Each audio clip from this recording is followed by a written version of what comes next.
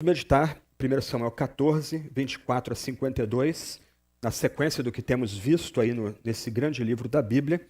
Semana passada nós meditamos aí na espetacular vitória de Jonatas contra tudo e contra todos, vencendo uma guarnição de filisteus. E hoje nós vamos dar sequência à história. 1 Samuel 14, versos 24 a 25. Aqueles que quiserem acompanhar a leitura no boletim, tem o texto na íntegra aí no boletim também. Vamos ler então a passagem. Naquele dia, os homens de Israel estavam angustiados, porque Saul havia levado o povo a fazer um juramento, dizendo: Maldito o homem que comer algo antes de anoitecer, antes de eu me vingar dos meus inimigos. Por isso todo o povo se absteve de comer naquele dia. Todo o povo chegou a um bosque onde havia mel no chão. Quando o povo entrou no bosque, eis que o mel estava escorrendo. Mas ninguém provou do mel, porque o povo estava com medo do juramento. Jonatas, porém, não sabia que o pai havia levado o povo a fazer aquele juramento. Por isso, estendeu a ponta da vara que tinha na mão e a molhou no favo de mel. Quando comeu, os seus olhos voltaram a brilhar. Então alguém no meio do povo disse: O seu pai levou o povo a jurar solenemente, dizendo: Maldito o homem que comer algo no dia de hoje, por isso o povo está exausto. Então Jonatas disse: Meu pai trouxe desastre sobre a terra. Veja como meus olhos brilham por eu ter provado um pouco deste mel. Teria sido muito melhor se hoje o povo tivesse comido livremente do que encontrou entre os despojos de seus inimigos. A derrota dos filisteus teria sido bem maior. Naquele dia derrotaram os filisteus desde Miquimás até Aijalon. O povo estava muito exausto. Então, lançando-se sobre o despojo, pegaram ovelhas, bois e bezerros e os mataram no chão e comeram a carne com sangue. Foram contar isso a Saul, dizendo: Eis que o povo está pecando contra o Senhor porque come a carne com sangue.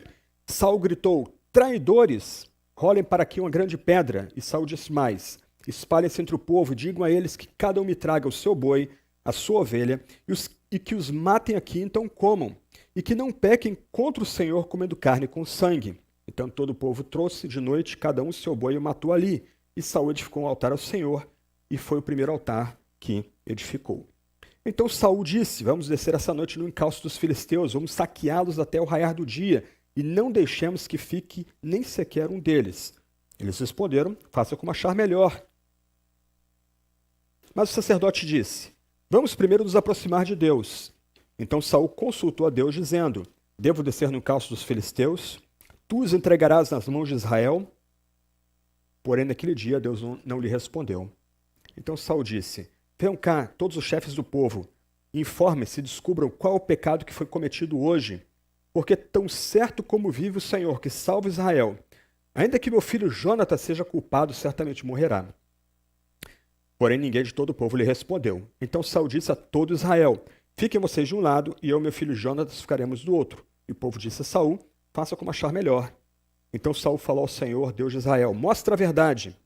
Então Jonatas e Saul foram indicados por sorteio, e o povo saiu livre. Então Saul disse: Lancem a sorte entre mim e Jonatas, meu filho. E Jonatas foi indicado. Então Saul disse a Jonatas: Diga-me o que foi que você fez. E Jonatas respondeu: Eu apenas provei um pouco de mel com a ponta da vara que tinha na mão. Eis-me aqui, estou pronto para morrer. Então Saul disse: Que Deus me castigue se você não for morto, Jonatas. Porém o povo disse a Saul: Como é que Jonatas pode ser morto? Ele que efetuou tamanha salvação em Israel, nada disso. Tão certo como vive o Senhor, nenhum de seus cabelos cairá no chão. Pois foi com a ajuda de Deus que ele fez isso hoje. Assim o povo salvou Jonatas para que não morresse, e Saul deixou de perseguir os filisteus, e esses voltaram para a sua terra. Quando assumiu o reinado de Israel, Saul lutou contra todos os seus inimigos ao redor, contra Moabe, os filhos de Amon e Edom, contra os reis de Zobá e os filisteus, e por onde quer que se voltava, era vitorioso. Lutou com coragem, derrotando os amalequitas e libertando Israel das mãos dos que os saqueavam. Os filhos de Saul eram Jonatas, Isvi e Malquissua. Os nomes de suas duas filhas eram Merabe, a mais velha, e Mical, a mais nova. A mulher de Saul se chamava Ainoã, filha de Aemaas. O nome do general do seu exército era Abner, filho de Ner, tio de Saul. Quis era o pai de Saul, e Ner, pai de Abner, era filho de Abiel. Durante todo o reinado de Saul, houve forte guerra contra os filisteus. Por isso, sempre que via um homem forte e valente, Saul o agregava para si. O tema geral da passagem, que é também da meditação de hoje de manhã, é: um voto precipitado diminui a vitória. No relato anterior, que nós consideramos semana passada, nós vemos que Deus concede a Israel uma grande vitória contra os temidos filisteus. Isso apesar das ações hesitantes de Saul, que vocês já devem ter considerado domingo passado. Aqui, nessa passagem, mais uma vez, a gente vê Saul continuando a deter a ação em vez de promovê-la. Se você notar pela leitura, pelo menos em 2 momentos, Saul segura os exércitos de Israel em vez de liberá-los para continuar a perseguir a vitória. O propósito da passagem aqui, em 1 Samuel 14, versos 24 a 52, é deixar claro para a gente, é apresentar um retrato nítido de Saul, contrastando primeiro com Samuel, que veio antes, mas também, a gente já sabe aqui, a gente tem a vantagem de não ser o narrador do livro, né, conhecer o livro, também contrastá-lo com Davi, o ansiado, que virá mais adiante. Mas também, essa passagem faz um contraste entre Saul e seu filho, que pretensamente ou possivelmente poderia herdar o trono. Em toda a passagem, por meio desses contrastes, o que o texto faz é mostrar que a desobediência de Saul é contrastada com a obediência de Samuel e de Jonatas e mais adiante também Davi. E o texto deixa claro quais talvez sejam as grandes falhas de Saul. Uma preocupação com o rito religioso, com a mera formalidade externa, mas também uma preocupação em externar virtude, em querer exibir virtude por meio de ações que não lhe competiam. Mais uma vez, antes, a gente vê Saul adiando o ataque contra os filisteus porque ele buscava um oráculo divino. Agora, a gente vê Saul, mais uma vez, segurando o povo de Israel de continuar a batalha, porque ele faz uma série de juramentos precipitados. No final, por causa dessas 2 ações de Saul, a de semana passada, antes da batalha, tentar fazer um tipo de sacrifício que ele não lhe era autorizado, e agora, fazendo um julgamento precipitado, ele deixa que os filisteus escapem, impede que Israel conquiste uma vitória completa. Um ponto importante aqui nessa passagem, que é preciso deixar claro também, além desse resumo aí, desse quadro que nos é dado sobre o caráter e quem é de fato Saul, é que o narrador, em nenhum momento, ele dá juízo de valor sobre o que está acontecendo. Você não vê uma descrição de quem está de fato pecando, quem está no erro, quem está no acerto. Não há uma avaliação de fato do que está acontecendo. Nós temos uma narrativa meramente descritiva. E a grande tentação para nós aqui é moralizar a passagem. E a passagem tem justamente o intuito de mostrar o risco que nós temos para a nossa devoção e para a devoção do povo de Deus quando a gente quer tentar moralizar as coisas, as nossas ações diante dos outros. A passagem pode ser dividida em 4 partes. A primeira parte vai do verso 24 ao 30. Nós temos aí a descrição do voto insensato de Saul. A passagem se inicia exatamente onde ela foi interrompida semana passada. Nós estamos aqui basicamente no mesmo dia, uma sequência. Jonatas acaba de conseguir, com a sua tropa, uma vitória espetacular sobre uma guarnição dos filisteus, de um lado, né? Aqui a gente está falando de uma região montanhosa, e na antiguidade, quem dominava a região montanhosa tinha uma grande vantagem, tanto na defesa como no ataque. Então, Jonatas consegue expurgar uma guarnição de filisteus numa região montanhosa, enquanto a tropa de Saul está do outro lado do vale. Ambas não têm contato. Então, no mesmo dia, Jonatas consegue uma vitória espetacular. Ele e seu escudeiro conseguem espantar a guarnição dos filisteus de um lado do vale, e quando ele atravessa, ele vai descobrir o que está acontecendo no acampamento de Saul.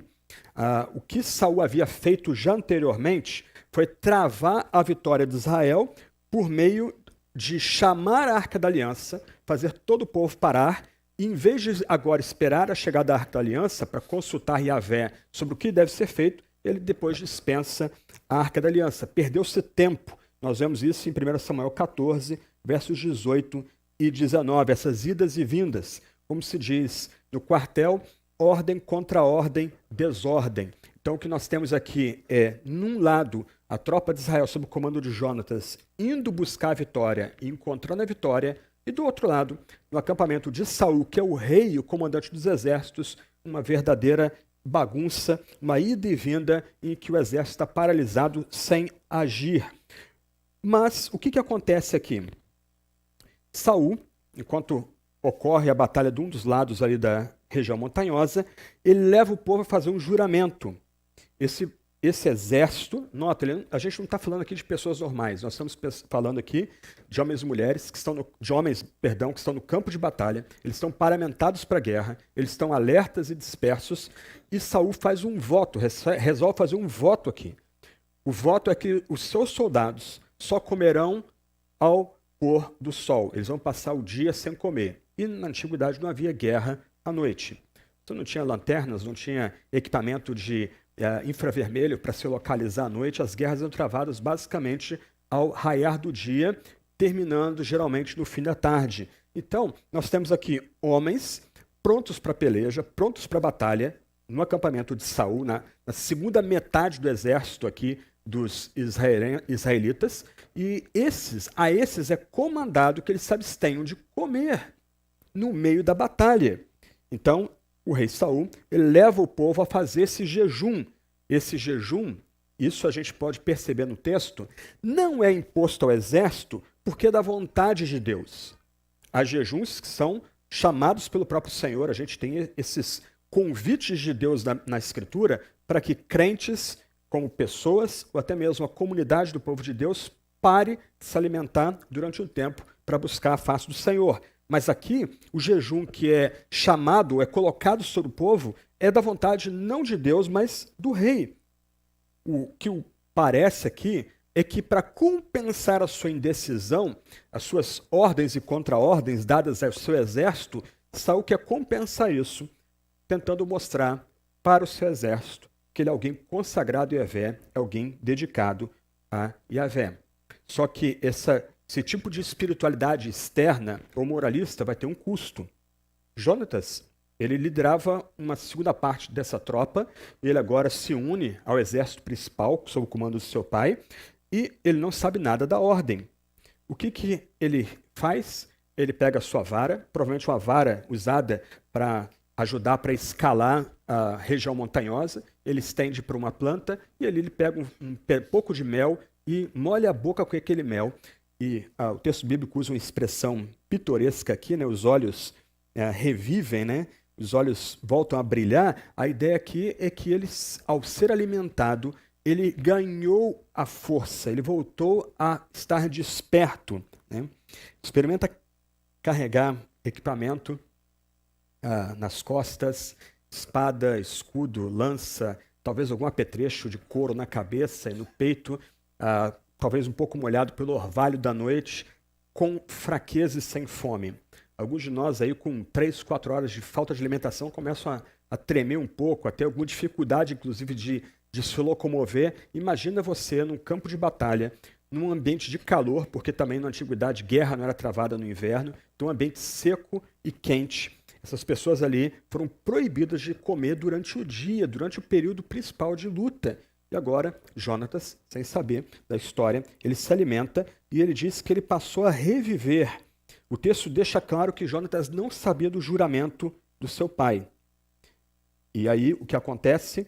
Os homens que antes estavam calados se dirigem a ele e vão dizer, verso 28, o seu pai levou o povo a jurar solenemente, dizendo, maldito o homem que comer algo no dia de hoje, por isso o povo, no caso o exército, está exausto. Exausto antes mesmo de começar, ou de concluir, melhor dizendo, a batalha. A situação aqui é surreal. O que começa a ficar claro para a gente aqui, mais do que os contrastes entre Saul e Samuel, Saul e agora Jonatas, e mais adiante Saul e o grande rei Davi, é que Saul é inepto para o cargo.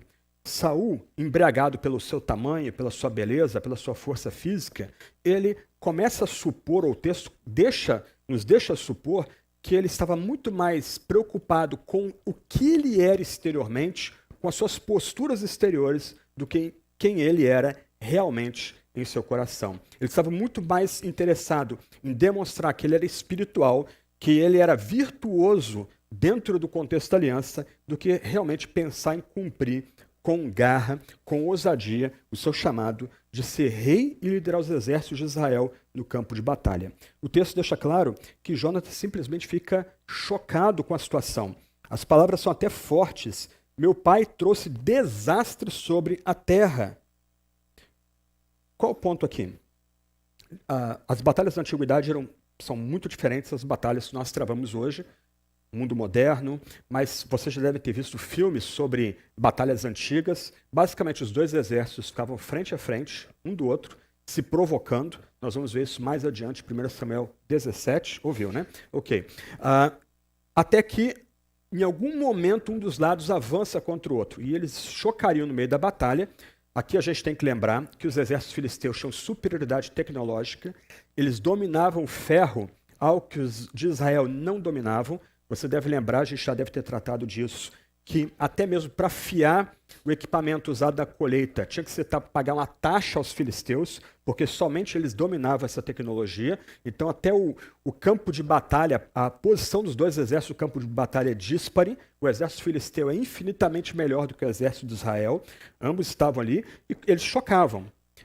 Só que enquanto eles estão chocando, a batalha vai seguindo seu curso normal. O grande problema para o derrotado, é quando ele se sentia derrotado que ele virava as costas.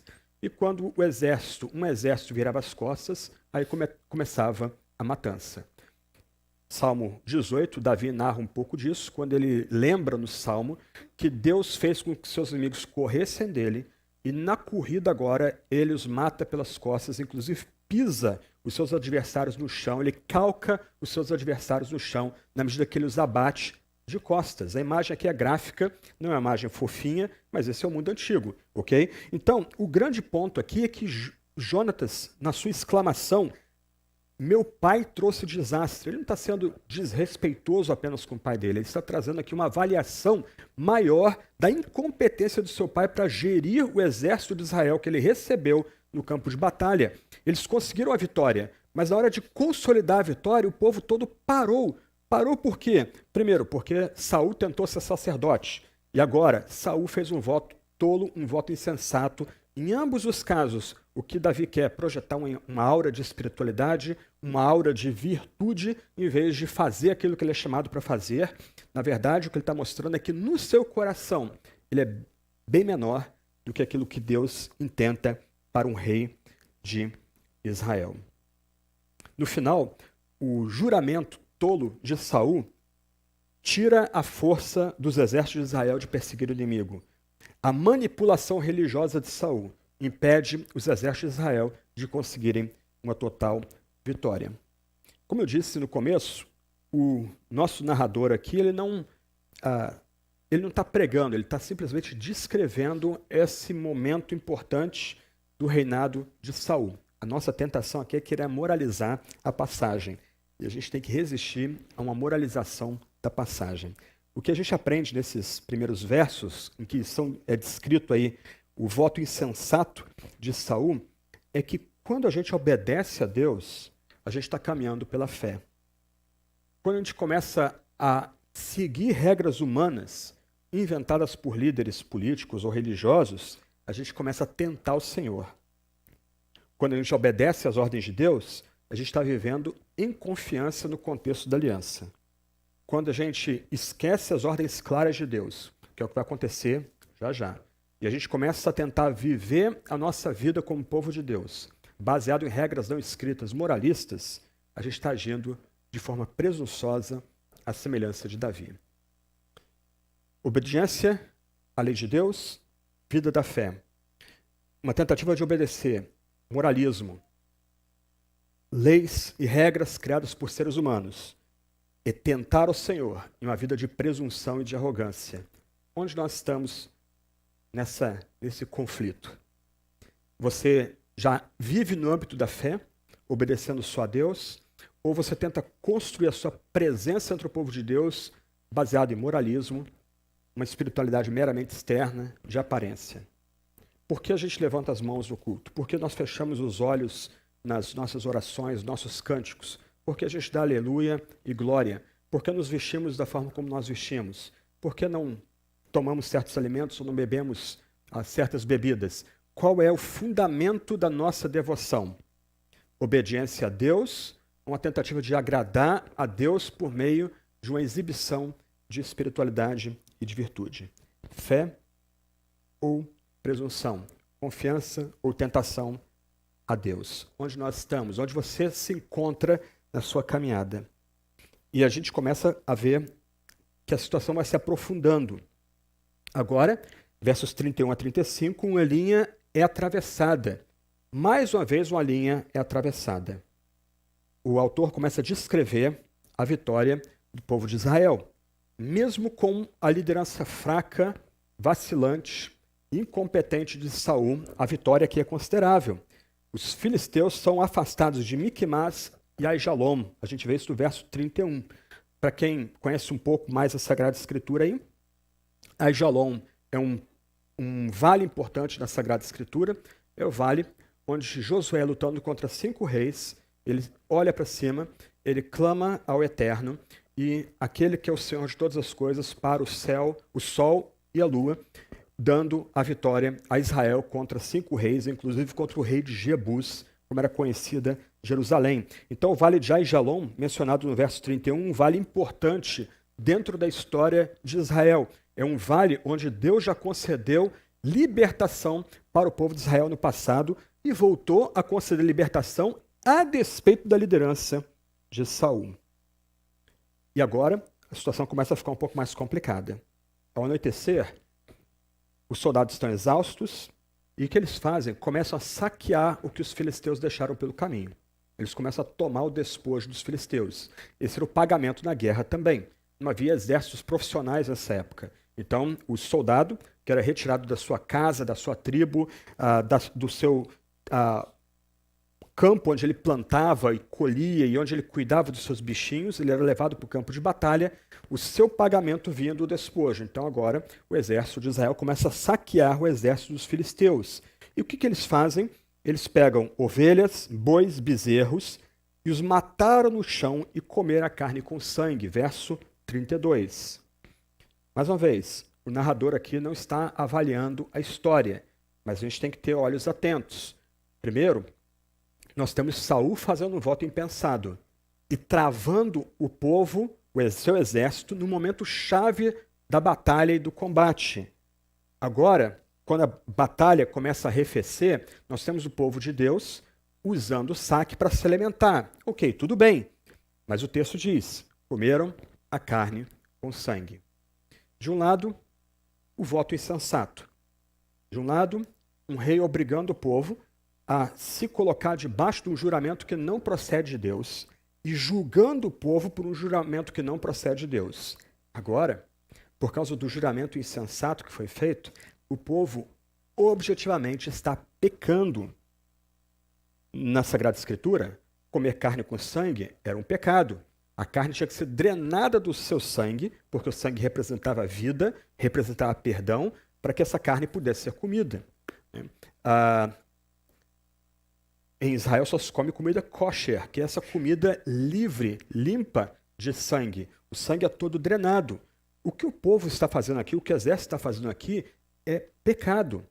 Eles simplesmente pegaram aqueles bichos, estraceraram aqueles bichos, não cuidaram da carne, assaram aquela carne e começaram a se alimentar no chão, como se eles mesmos fossem bichos. Uma imagem bem feia. E Saul ouve falar do que está acontecendo. Saul sabe que leis rituais dadas pelo próprio Deus foram quebradas aqui. Mais do que isso, Saul avança sobre um chamado que não é seu. É a segunda vez que isso acontece.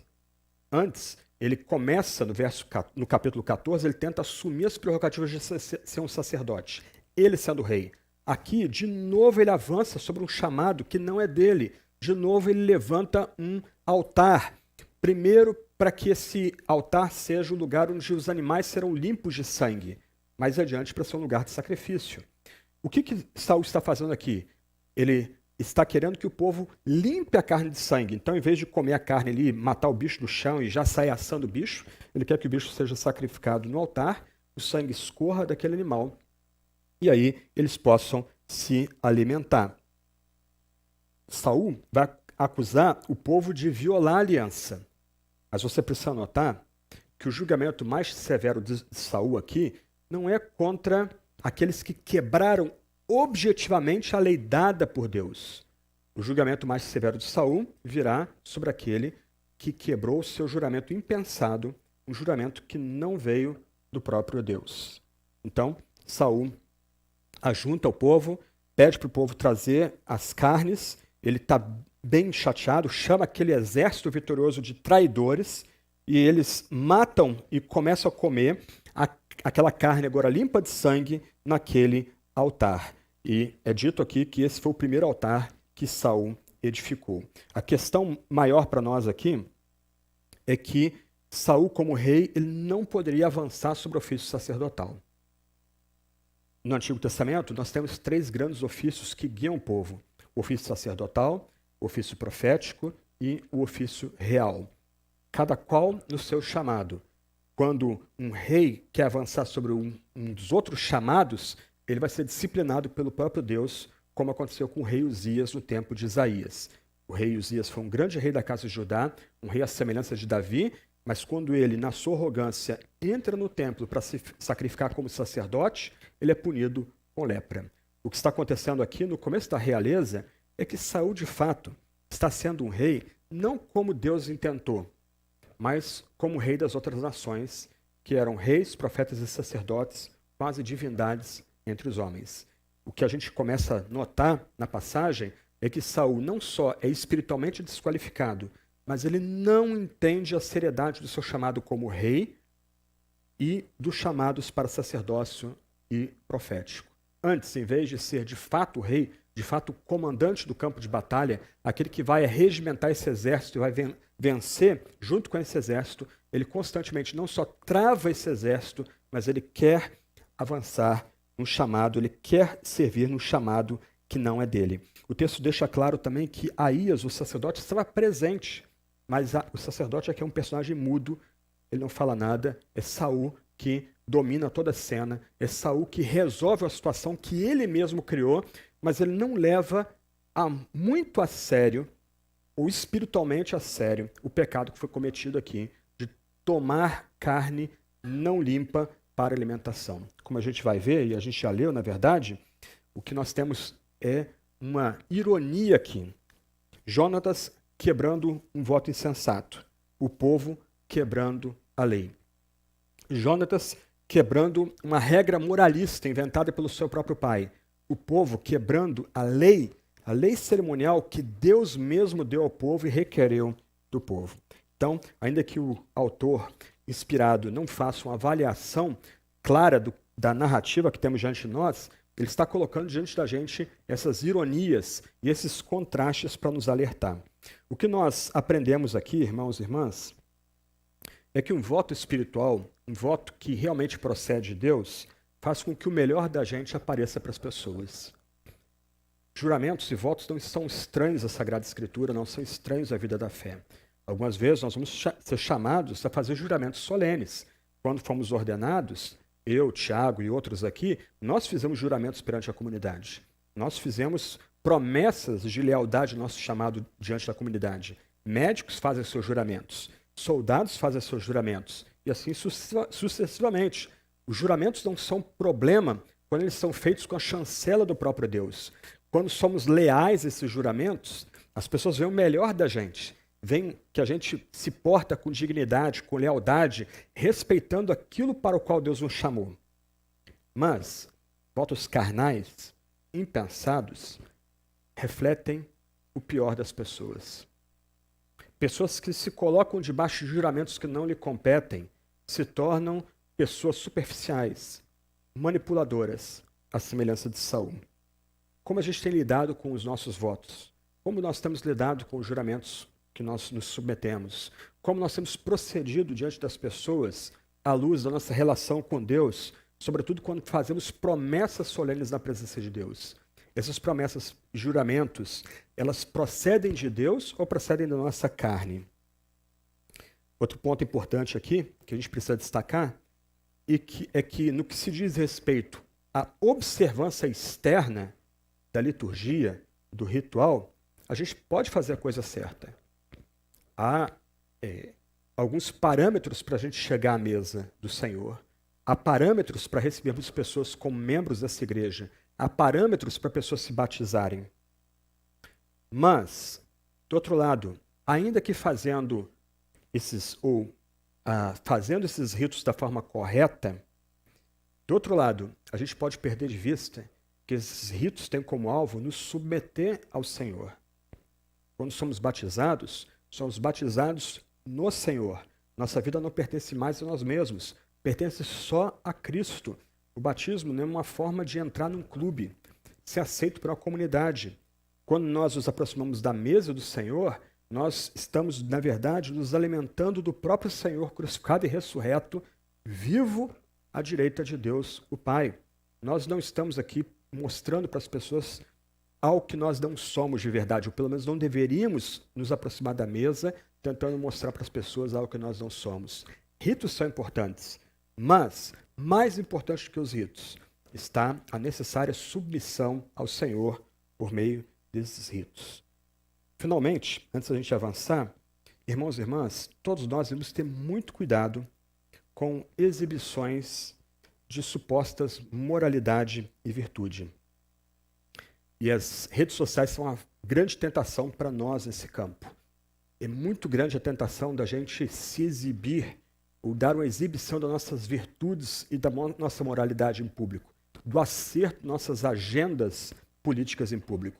É muito fácil nas redes sociais a gente esmagar pessoas, destruir reputações, atribuir pecados e inventar culpas aos outros para nos mostrarmos mais virtuosos e moralistas do que os outros. Esse tipo de exibição de moralidade e virtude pode trazer recompensa emocional e psicológica para quem tem vida medíocre, mas não nos coloca numa relação correta com o Senhor de Israel.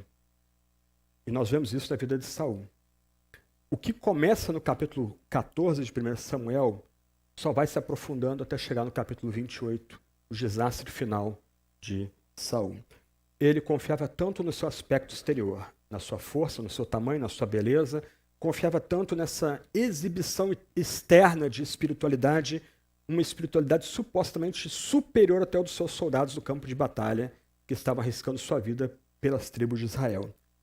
Mas essa exposição de moralidade e virtude não significava nada para Deus, antes, na verdade, era obstáculo à obra do próprio Deus. Então, meus irmãos, minhas irmãs, que nenhum de nós fique confiando em moralidade e virtude, não exiba moralidade e virtude, mas viva de fato uma relação correta, em segredo, com o próprio Senhor de Israel.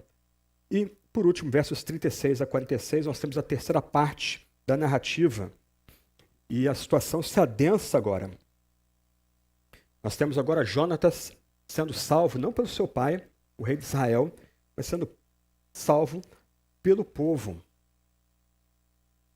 Já que o sacrifício foi apresentado de forma imprópria e irregular, Saul resolve agora avançar e continuar a luta no campo de batalha, à noite, o que é totalmente insensato.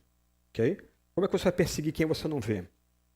Em um monte de montanhas. Aliás, eu não mencionei antes, mas as duas regiões mencionadas no verso 31, Micmas e Aijalon, têm uma distância de quase 30 quilômetros. Nota, esses homens, extenuados, sem se alimentar, lutaram muito. Correram com equipamento atrás dos seus inimigos, mais ou menos 28 quilômetros, para ser bem exato aqui, entre essas duas localidades. E agora, depois de todo esse drama, Saul para o exército, freia o exército, faz o sacrifício, ele resolve avançar agora à noite para tentar terminar a aniquilação do inimigo. O povo concorda. Mas aí acontece algo em comum aqui. Antes, na parte anterior, Saul assume a prerrogativa que não é sua. O rei brinca de ser sacerdote. A situação está tão bagunçada aqui que o sacerdote Aías agora pede a palavra e ele sugere que, se antes de continuar avançando, se busque a vontade de Deus. Aí, o povo é reunido e busca-se o Urim e Tumim. Essas seriam duas pedras. Uma possibilidade é que era gravada nas pedras a letra correspondente do Urim e do tumim, ou elas eram pintadas de cores diferentes, elas eram colocadas atrás da estola do sacerdote, e era a única forma de se buscar a vontade de Deus fora da sua palavra, para ouvir o sim ou não, ou o silêncio divino. Ok? Então essas pedras eram jogadas, e se caísse determinada face ou manifestasse determinada cor, então ali estava a aprovação do Senhor ou o não do Senhor para o que deveria, ou que se intentava que fosse feito. Então, Saul, ele ouve o sacerdote e ele consulta a Deus. Ele faz uma pergunta a Deus. A dupla pergunta aqui, na verdade, é uma única. A repetição é uma questão de ênfase. Devo descer, lembra, a região montanhosa conquistada, né? Devo descer no encalço dos filisteus, tu os entregarás nas mãos de Israel. E aqui a gente tem uma nota terrível e sinistra. Naquele dia, Deus não lhe respondeu. Nós temos a vantagem de conhecer o texto completo, né? Nesse momento aqui, o silêncio divino não incomodou Saul. Ele vai dar o seu jeito de buscar a vontade de Deus. Mas para nós que já conhecemos o texto todo, essa menção ao silêncio divino é terrível, porque ela já aponta para o final da vida de Saul, quando Saul não buscava mais Samuel, e depois da morte de Samuel, Deus não falava mais com Saul. Irmãos e irmãs, que coisa terrível. Nós temos esse homem, que foi escolhido por ser alguém belo, alguém de presença física imponente, alguém maior do que a média dos de Israel, alguém que tinha vocação para a batalha, alguém que era razoavelmente organizado para liderar os exércitos de Israel, mas era alguém que confiava nessa aparência externa, era alguém que confiava em ritos externos, era alguém que fazia votos impensados. Como é que começa a se apontar o fim da vida dele com o silêncio divino? Irmãos, que nenhum de nós, irmãs também, que nenhum de nós se acostume tanto com a fé que o silêncio divino seja tratado como questão de menor importância. O silêncio divino é simplesmente terrível. A gente não está vendo uma tempestade. Antes fosse uma tempestade vindo para a gente. A gente também não está vendo o sol raiando. Não tem nada diante da gente. Isso simplesmente é terrível. Deus não fala com Saul. E Saul nota, ele é moralista. Ele é o homem que apregou as suas virtudes, que exibe suas virtudes. Mesmo assim, ele não consegue perceber a situação terrível que ele se encontra. Ele não para, ele não faz as perguntas corretas. Ele continua agindo e agindo tolamente. O que ele faz? Ok, Deus não falou? Então vamos partir para a ação direta aqui. O sacerdote vem cá, pega as pedras do Urim e Tumim e vamos ver aqui quem que pecou em nosso meio. Então, ele começa a jogar essas pedras e começa a ver a separação. Então, separa-se o povo de um lado, Jonatas e Saul do outro. No lançar as sortes, o povo é desculpado. Gente, presta atenção. Ainda que o narrador não faça juízo de valor, a gente tem que prestar atenção. Quem que pecou aqui? Primeiro, Saul, por fazer um voto impensado ao exibir moralidade e virtude. Segundo, o povo que quebrou o mandamento expresso de Deus de não comer carne com sangue, sem drenar a carne, tirar o sangue da carne. Esses foram os pecados aqui. Mas Saul, para ele não pecou. Ele, na sanha justiceira dele, ele quer descobrir quem pecou. Então, faz lá a jogada de dados e o povo está no campo reto. Aparentemente, a quebra da lei está no campo onde se encontra Saul e seu filho Jonatas. Importante, ninguém do povo do exército acusa Jonatas. Isso é importante a gente notar. O que a gente vai vendo, construído pelo texto aqui, é uma tragédia. Jonatas era um grande guerreiro. Jonatas era leal a Deus e a seu povo. No texto bíblico não há uma única passagem que critique ou desmereça Jonatas. Antes dessa narrativa, muito menos depois, com a amizade de Jonatas e Davi e com a morte trágica de Jonatas no campo de batalha. Presta atenção, Jonatas poderia ser um grande sucessor de seu pai, mas a tolice de seu pai, a arrogância de seu pai, a confiança em atos externos que o rei Saul tem coloca em risco não apenas ele, coloca em risco não apenas Israel, mas começa a apagar a história da sua família. Ninguém acusa Jonatas. E aí, Saul pede para que de novo sejam lançadas sortes, para ver quem que tinha culpado, ele ou Jonatas. O nosso texto hebraico é o que nós temos aqui, nossas Bíblias. O texto grego tem uma versão um pouco mais expandida. Se você quiser acompanhar para comparar, versos 41 e 42, a Septuaginta narra assim a situação. Saul disse ao Senhor Deus de Israel: por que não respondeste a teu servo hoje? Se essa iniquidade está em mim ou em meu filho Jonatas, ó Senhor Deus de Israel, dá Urim. Se, contudo, essa iniquidade está em teu povo Israel, dá Tumim. A sorte caiu em Jonatas e Saul, e os homens foram inocentados. Saul disse: tirem sortes entre mim e teu filho Jonatas, que morra aquele que o Senhor indicar. E embora os soldados lhe tenham dito que não seja desse modo, Saul prevaleceu sobre eles e lançaram sortes entre eles, ele e Jonatas, seu filho. E Jonatas foi indicado. No final, se revela que o culpado aqui é Jonatas. Não foi ele que fez o voto carnal. Ele não quebrou um pecado objetivo, ele não violou a lei. Ele não comeu carne, o texto não diz que ele comeu carne com sangue. O povo quebrou a carne com sangue. Mas Deus está usando esse método de revelação para expor o real pecado que aconteceu nessa situação. O texto é tão louco,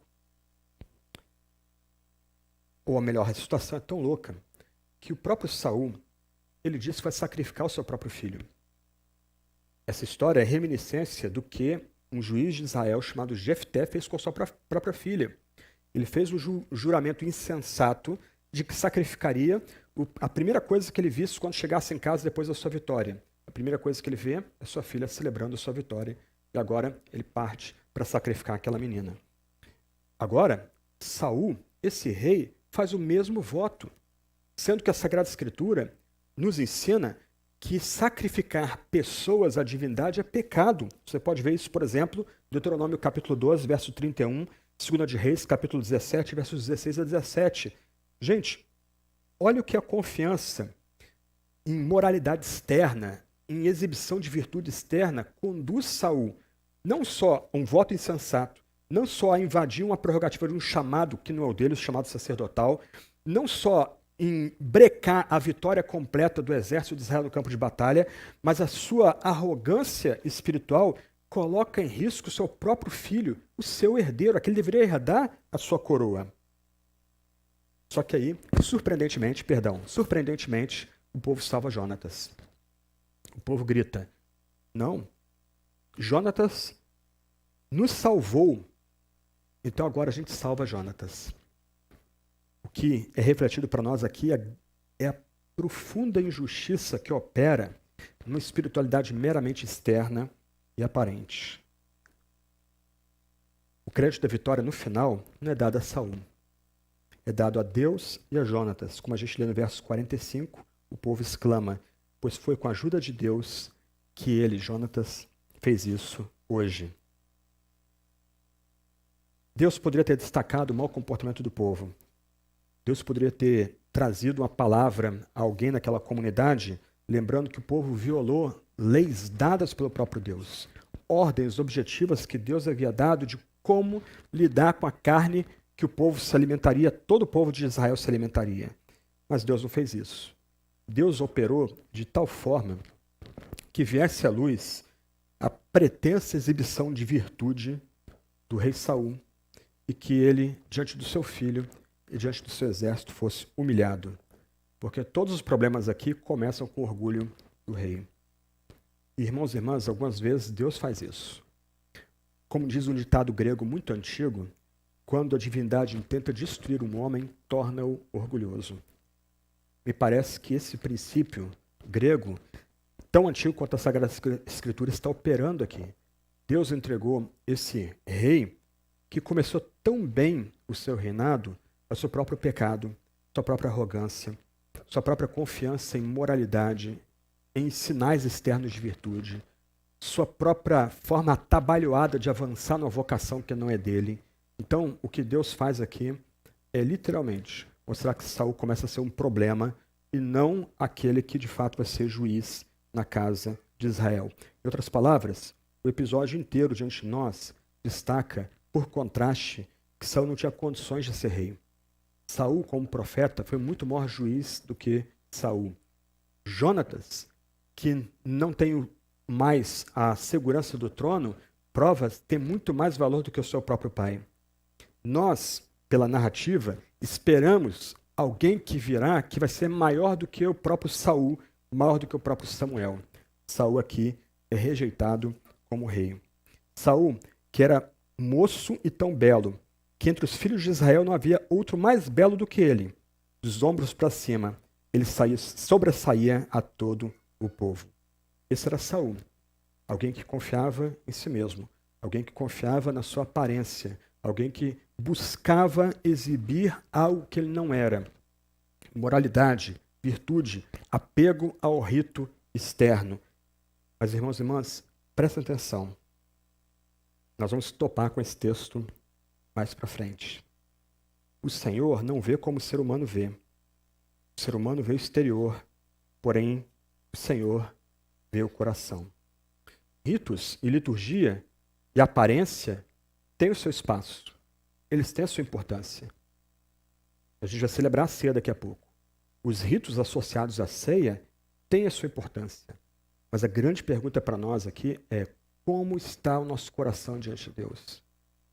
Como Deus nos vê de forma mais íntima e pessoal? Nós confiamos nesses ritos externos? Nós confiamos na nossa forma de nos vestir, nas roupas que usamos, nas comidas que comemos, nas bebidas que digerimos, ou bebemos ou deixamos de beber? Nós confiamos no nosso vocabulário? Nós confiamos por ser membros dessa igreja ou de qualquer outra igreja? Onde está o nosso coração? Onde está, de fato, a nossa confiança? Como Jonatas, nossa confiança está no Senhor Deus dos Exércitos, o Deus de Israel, o Deus da eleição e da aliança?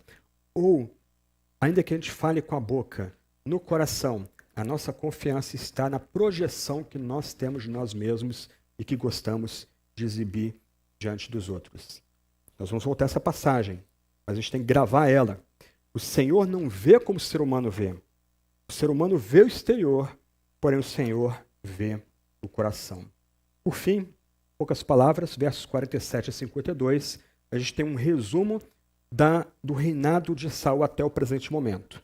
Nós temos aí versos 47 e 48, as realizações militares de Saul, suas vitórias, que ele conquista no campo de batalha. Elas não são anuladas, mesmo ele sendo alguém aquém do seu cargo. Ele realmente foi vencedor no campo de batalha. Ele venceu os filisteus, não completamente, mas pelo menos eles recuaram para a sua terra. Ele venceu vários inimigos. Verso 48 é um resumo do que a gente já vê no capítulo 15. Ele vai lutar contra os amalequitas e vai vencer os amalequitas. Ele vai libertar Israel. Mas, ainda assim, o mais importante, ele perdeu. Mais adiante, versos 49 e 50, nós temos citação a filhos e filhas, esposa. Nós vamos ver esses personagens do restante da história. Em outras palavras, para a mentalidade da época, Saul era próspero. Ele era bem casado.